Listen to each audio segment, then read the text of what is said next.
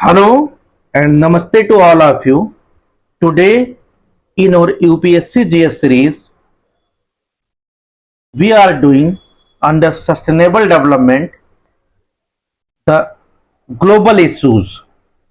Before this, in audio number 12, we have covered regional and global issues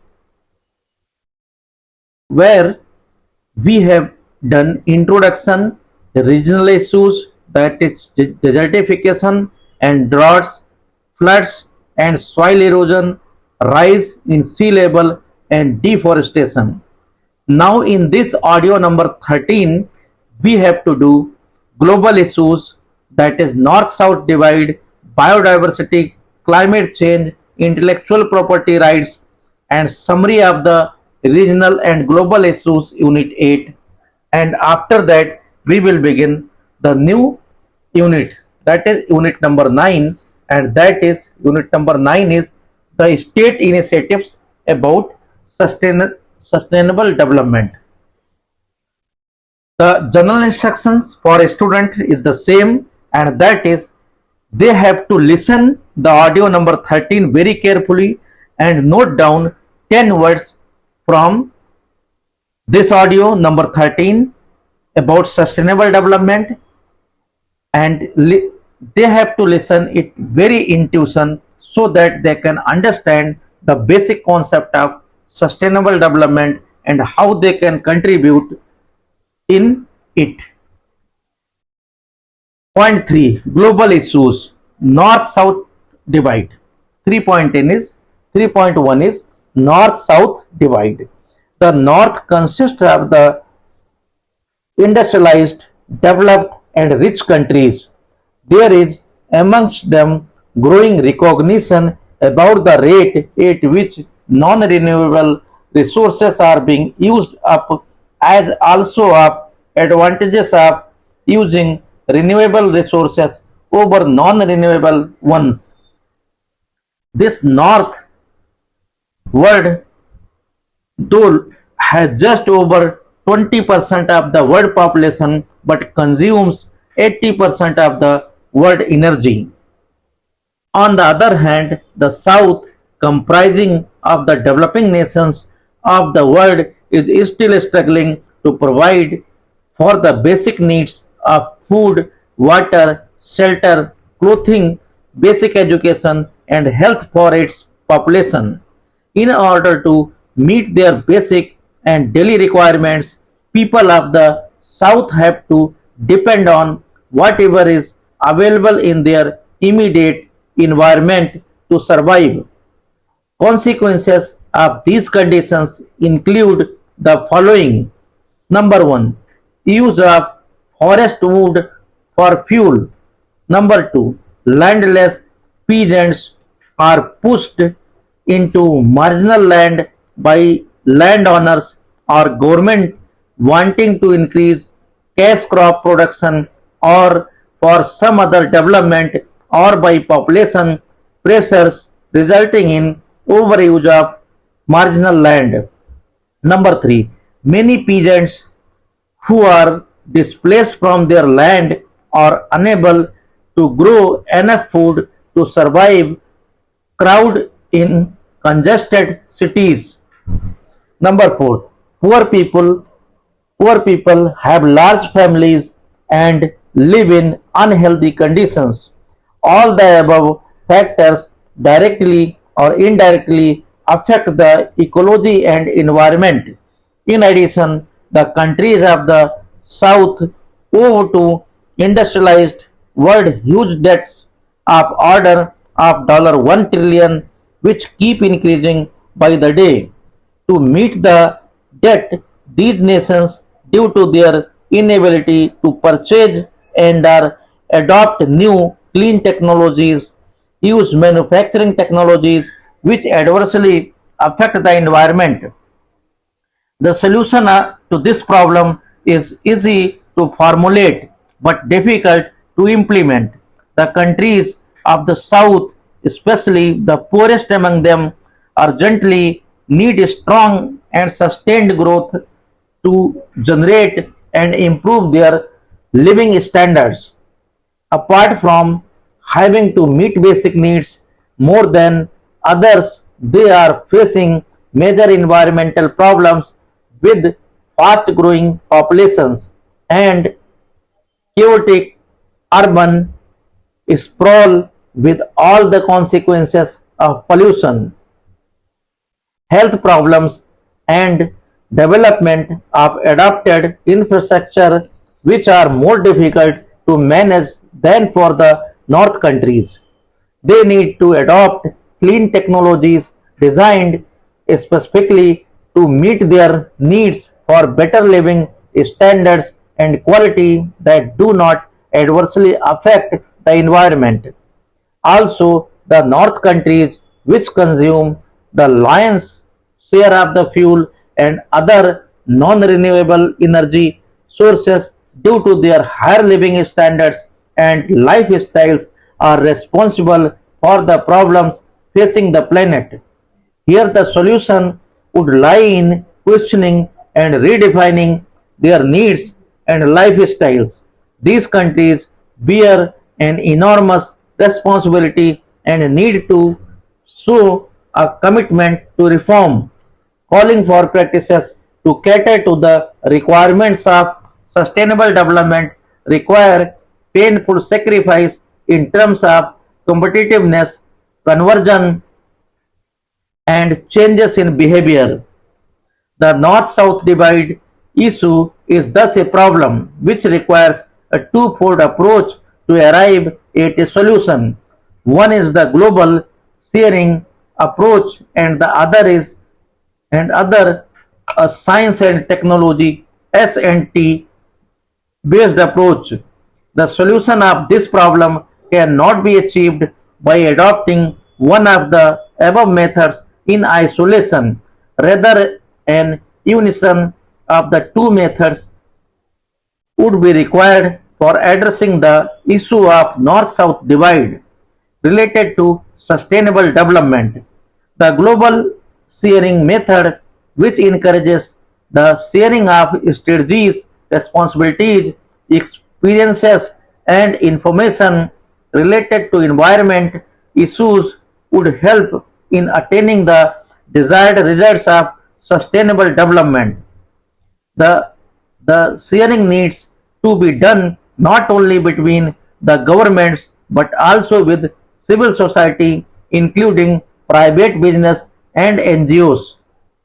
The basic role of science and technology S&T would be manifold, including number first, taking real measure of the state and evolution of the environment and report the findings to policymakers and general public. Number second, formulate possible adaptations and remedies as a basic or sustainable development. Number third, create clean technology, create cre- clean technologies. Number fourth, create a general awareness of the need to better integrated research on economic and social science. The answers which S&T can bring to environmental problems are coming increasingly to be judged with reference to the changes they bring in society. They impose choices of governance, the impact on social and economic groups measured in terms of efficiency, spread of cost, and social or regional equity. It is on the basis of this holistic approach that the north south divide leading to hindrance in sustainable development can be tackled. 3.2 Biodiversity. Biodiversity relates to all biological life in the planet, and there is an urgent need for the conservation and sustainable use of biological diversity and the fair and equitable sharing of benefits arising from the utilization of components of genetic resources. Biological resources constitute a capital asset with great promise for yielding sustainable development. Improper and unthoughtful practice, mainly from habitat destruction, over-harvesting, pollution, and the inappropriate introduction of foreign plants and animals, now pose a threat to the biodiversity. Evolutionary processes of survival of growth critically depend upon the availability of diverse resources, natural and flora and fauna to tide over natural disasters, and by providing inbuilt mechanisms of checks and balances. Despite mounting efforts over the past 20 years, the loss of Earth's biodiversity continues. There thus remains an urgent need for the conservation and sustainable use of biological diversity. The threat being posed to diversity needs attention of international bodies and all governments. This would require addressing to the following. Number one, taking decisive action to conserve and maintain genes, species, and ecosystems with a view to promote sustainable development. Number two, ratify the Convention on Biological Diversity of the United Nations. Number three, undertake concrete actions for the fair and equitable sharing of the benefits arising from the utilization of genetic resources. Number four, facilitate transfer of technologies including biotechnology for enhancement and proper utilization of bioresources to developing countries that are in any case the richest reservoirs of bioresources. Number 5. Respect, preserve and build upon knowledge, innovations and practices of indigenous and local communities, embodying lifestyles that have traditionally been respectful of bioresources. Set up systems so that the communities get adequate returns, financial and other from the use of their knowledge. Number 6. Provide the necessary support to integrate the conservation of biological diversity and sustainable use of biological resources into national development plans. Number 7. Promote cooperation among countries across North-South to develop and strengthen national capacity building, including human resources development and institution building. The problem of biodiversity can be addressed globally, but initiatives and actions at the regional level need to be formulated and implemented more so, keeping in mind that the views and approaches of the North and South countries in the related issues would be different. Each region each region would have its own local knowledge systems and practices to deal with the conservation and sustainable use of biological resources, which have been in practice since several decades. It is required to take stock of the practices region wise and initiate legislature, administrative, and policy regime regarding biodiversity in tune with the UN Convention on a national basis. A national action plan on biodiversity needs to be formulated, which would consolidate consolidate all ongoing efforts at conservation and sustainable use of biological resources, including the following.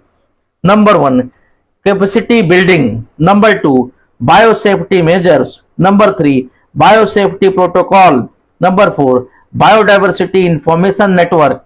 Number 5, use of traditional knowledge and benefits sharing. Number 6, legislation.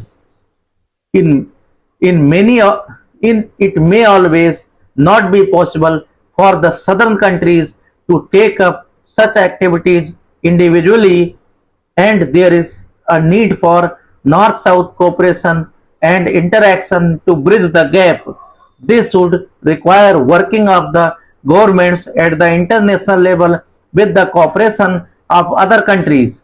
International bodies like the United Nations, non-governmental organizations, NGOs, private sector and institutions taking into account people, their communities, practices and economic factors. Implementation of programs to conserve biological diversity on a global basis needs the following arrangements to be made for implementation. Number 1, financing and cost evaluation. Number 2, scientific and technological means. Number 3, human resource development. Point 3.3, climate change.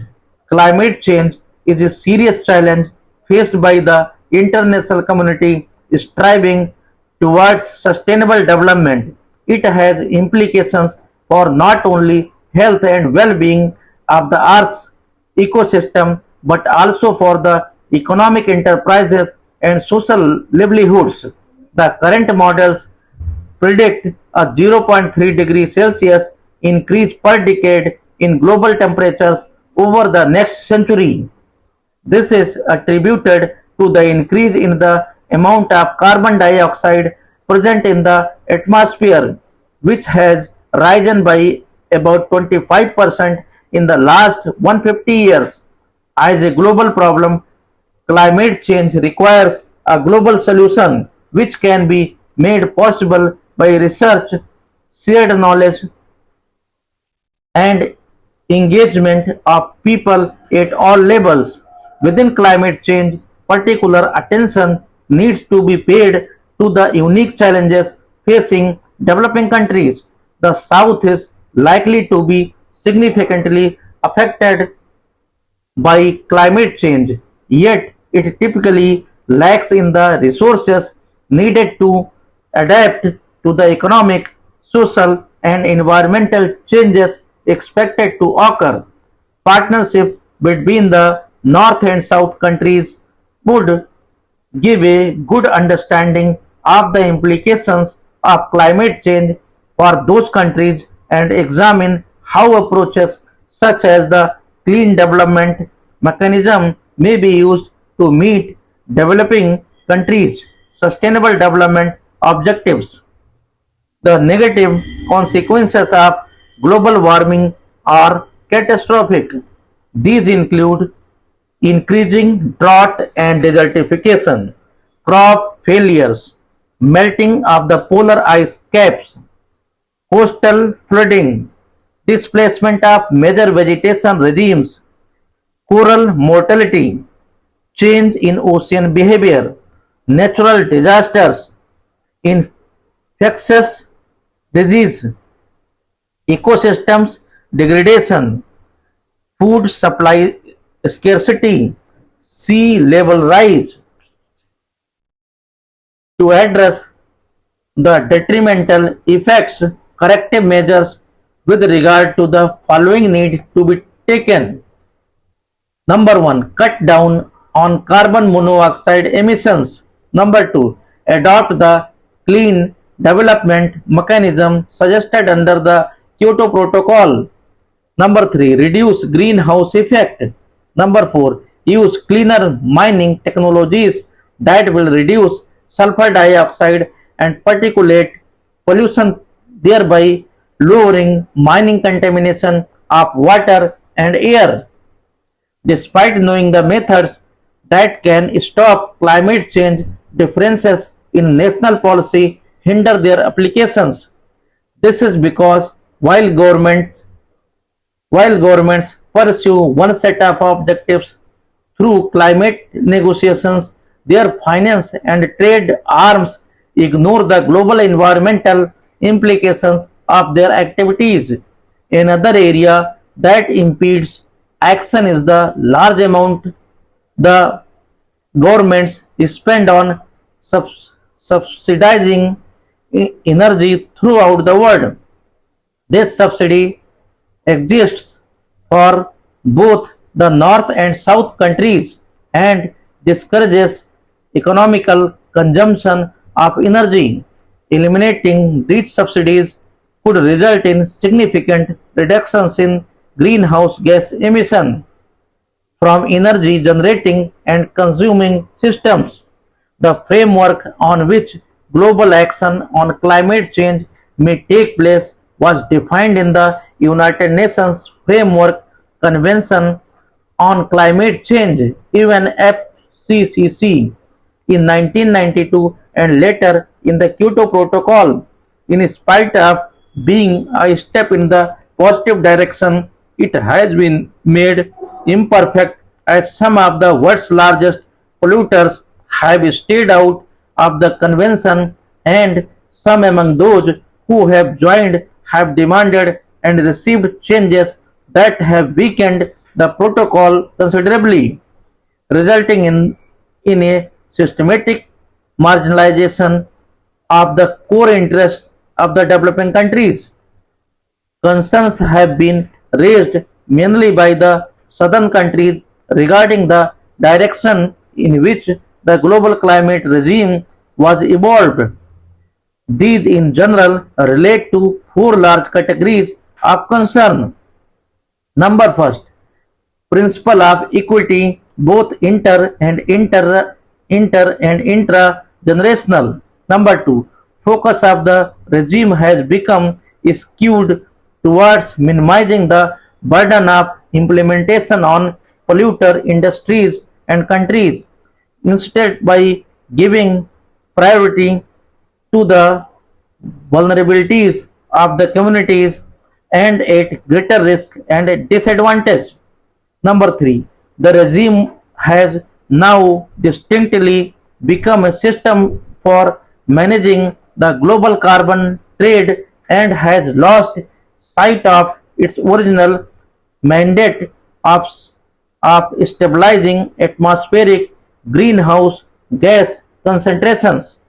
Number four, the most vulnerable communities and countries are those which are already the poorest and least adapt to these changes. Addressing the concerns can be done by the following.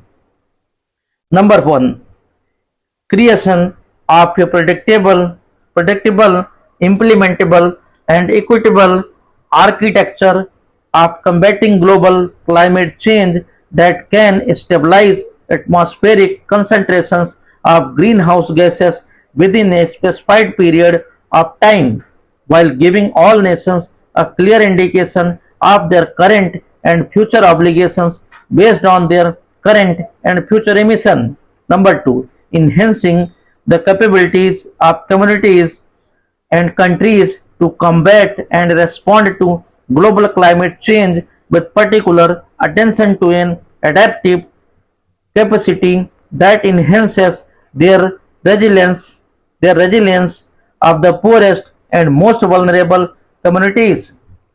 Most environmental issues require a long-time arrangement. This is particularly true of climate change. The test of any climate regime is not simply what can be done or achieved in a short span of few years, but what it is likely to achieve over the coming decades or even centuries. It is therefore very important that the policy architecture constructed is robust enough to stand the political as well as climate tests of time. 3.4, Intellectual Property Rights (IPR). Intellectual property rights (IPR) is the right to protect innovative ideas, to make use of and sell a new product or technology. The protection is granted solely to the inventor or corporation which files a claim on the investor's behalf for a limited period of time. This may take the form of patents, trademarks, or copyrights. IPRs are legally enforceable but with limited monopoly granted by the state to the inventor within the specified frame within the specified time frame for which granted no one else can copy the idea or technology, allowing the innovators to commercialize it and recoup any investment on research and its development. Intellectual property has two characteristics in particular which lend it to special legal protection. The first is that it tends to have a high cost of development, and the second is that it has low costs for reproduction. For example, it may cost, say, more than a few crores to bring a new drug to the market. Yet, after the drug is available, any good chemist could, through reverse engineering, reproduce it at a fraction of the cost. Similarly, amongst any other product or process of which computer software or a piece of writing are the most easily copied. The area where IPR The area where IPR requirements are most pronounced can be categorized as number 1 agriculture, plant varieties including genetically modified organisms GMOs, number 2 manufacturing, number 3 information products. The debate for the desirability of IPRs countries in terms of welfare of the innovator who deserves right or remuneration for his efforts against the welfare of the society at large, which would benefit from the access to the innovation. The argument for IPR protection is that there would be less innovation without protection, as no one would be willing to sell out large amounts of money innovative or even innovate to develop new products, technologies, processes if their innovation could be immediately copied by others. Stronger the IPR protection, the more monetary rewards can be recouped by the innovator, and thus more innovation tends to occur. However, it cannot be overlooked that the overriding needs of the welfare for all rich and poor is to have affordable access to the results of innovation that can lead to in sustainable development. It is important to note that while on one hand the financial incentive for innovation is a key justification for IPRs, on the other hand, IPR systems can severely hamper the very innovation they are intended to spur, as the sharing and spread of innovative knowledge would get restricted in the hands of only a few who can invest in it. To bring all the countries at par, the Trade Related Intellectual Property Rights (TRIPS) was formulated in January 1995, under which all member countries must bring their national IPR laws into conformity with certain provisions. However, the provisions in it generated so much controversy and debate that the final agreement states that the conditions shall be reviewed after every 4 years from the date of entry into force. The benefits of IPR protection for the innovator and country, and lack of it for mankind and sustainable development on a whole, needs to be weighed each time the issue crops up and decide accordingly. Summary: this unit discusses the causes of North-South divide and its effect on efforts at sustainable development. The detrimental effects are being realized in areas like biodiversity and climate change, and steps are being taken to bridge the gap. Interestingly, it has been noted that corrective steps cannot be taken by any nation or a group of nations in isolation without the consent and participation of other nations, as that adversely affects the efforts towards sustainable development. Even efforts to protect intellectual property generated in related areas is questionable questionable when the areas of sustainable development are addressed worldwide. The regional issues like desertification and droughts, floods, and soil erosion, rise in sea level, and deforestation have assumed significance due to the misuse of the natural resources. These issues, when tackled on a regional basis, would contribute towards achieving sustainable development. Now we are beginning Unit 9, State Initiatives on the Sustainable Development.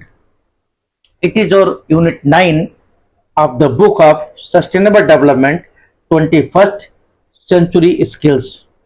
The structure is: number 1, Introduction; number 2, Legislative Measures; number 3, Judicial Interpretations; number 4, Institutional Mechanisms; and at the last, summary of Unit 9, State Initiatives about Sustainable Development or Sustainability.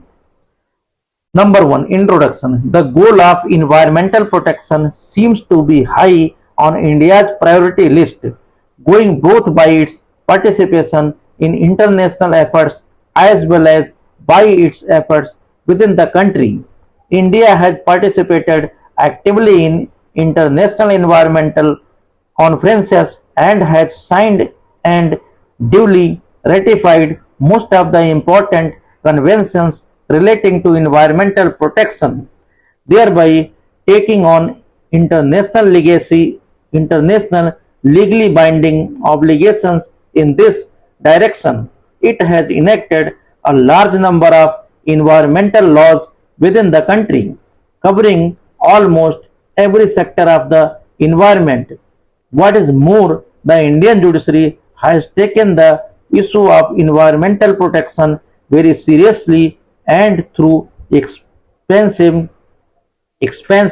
interpretation has ensured for all practical purposes a right to environment.